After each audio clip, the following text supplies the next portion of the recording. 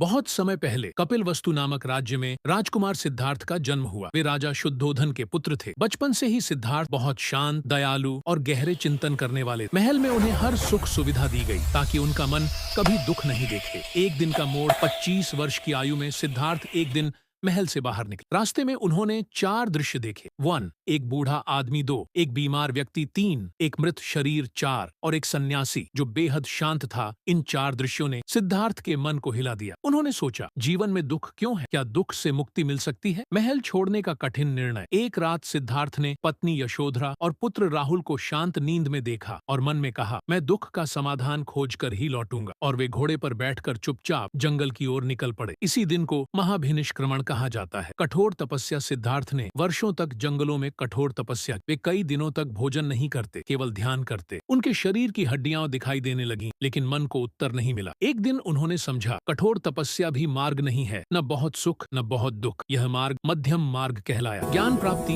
एक रात बोधगया में पीपल के पेड़ के नीचे सिद्धार्थ ध्यान में बैठ गए। वचन दिया, जब तक सत्य न मिले उठूंगा नहीं। पूरी रात उन्होंने जीवन, जन्म, मृत्यु और दुख के कारणों पर ध्यान लगाया। सुबह होते होते उन्हें ज्ञान प्राप्त हुआ। अब वे सिद्धार्थ नहीं रहे, वे गौतम बुद्ध बन चुके थे। जिस पेड़ के नीचे उन्होंने ज्ञान पाया वह बोधि वृक्ष कहलाया। पहला उपदेश। ज्ञान प्राप्ति के बाद बुद्ध सारनाथ पहुंचे, जहां उन्होंने अपने 5 शिष्यों को पहला उपदेश दिया। यह उपदेश धर्म चक्र प्रवर्तन कहलाता है। उन्होंने बताया, 4 आर्य सत्य। 1, जीवन में दुख है। 2, दुख का कारण तृष्णा, लालच, मोह है। 3, दुख का अंत संभव है। 4, अंत का मार्ग, अष्टांगिक मार्ग। बुद्ध का संदेश। गौतम बुद्ध ने पूरी दुनिया को एक सरल संदेश दिया, अहिंसा, करुणा, सत्य, ध्यान और शांति। उन्होंने कहा, क्रोध को प्यार से जीतो, बुराई को अच्छाई से, लोभ को दान से और झूठ को सत्य से। जैन जैसी शिक्षाएं।